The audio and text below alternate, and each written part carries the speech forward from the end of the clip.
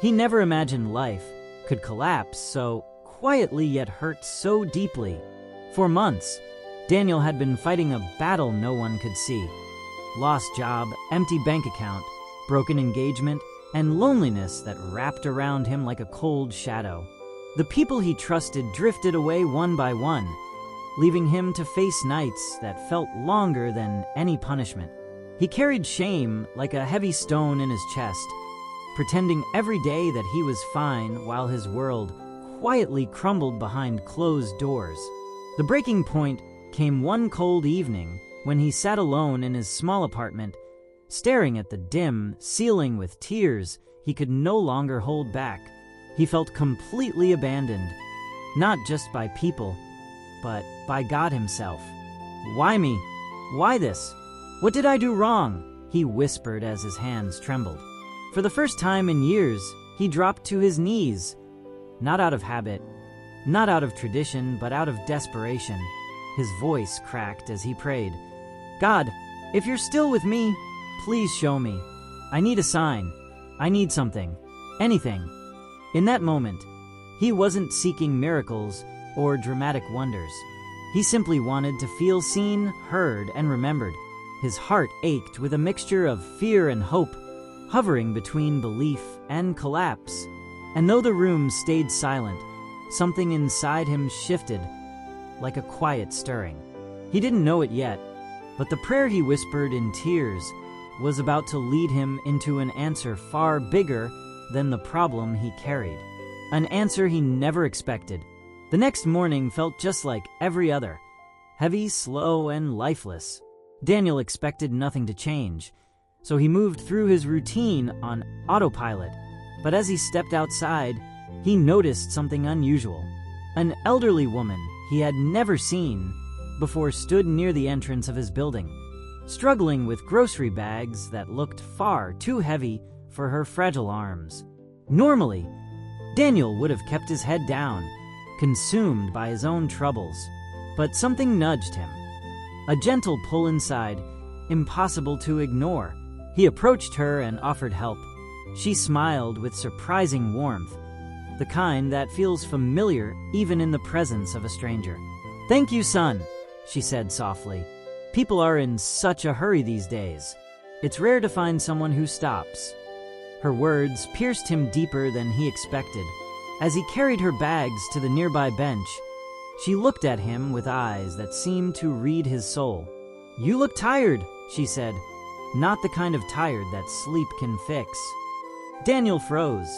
She continued, "Sometimes God removes everything from us, not to punish us, but to rebuild us." His heart pounded.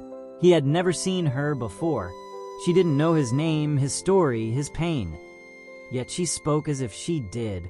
Before he could respond, she gently placed her hand over his and said, "Your prayer was heard last night." His breath caught in his chest. He didn't tell anyone he prayed.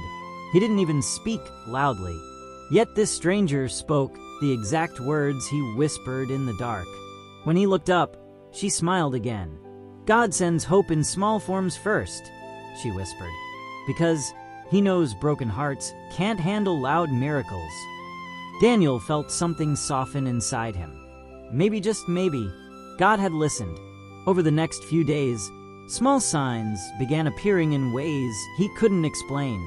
On his way to look for jobs, he found an old man sitting alone on a park bench, feeding birds. Daniel felt drawn to sit beside him, though he didn't know why.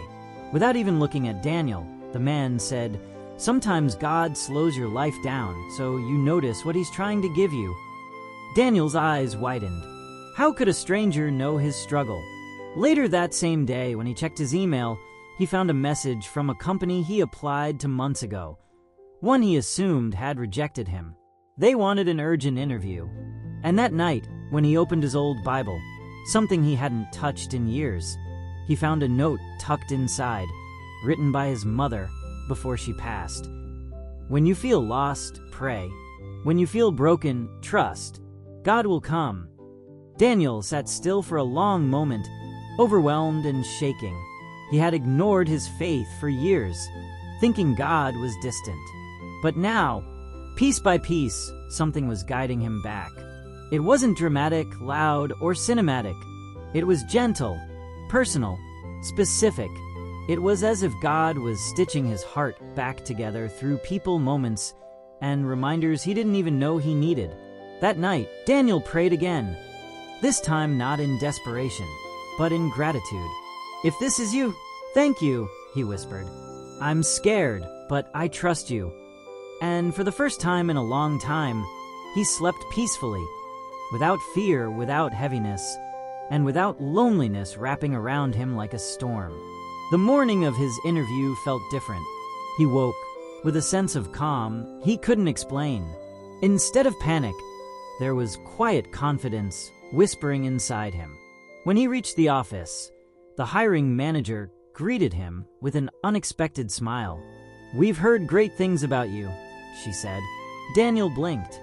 How? He hadn't worked in months. But she explained that his previous employer, the same one who had let him go due to downsizing, had personally sent a strong recommendation mentioning his work ethic and integrity. Daniel felt his throat tighten. He never asked for that.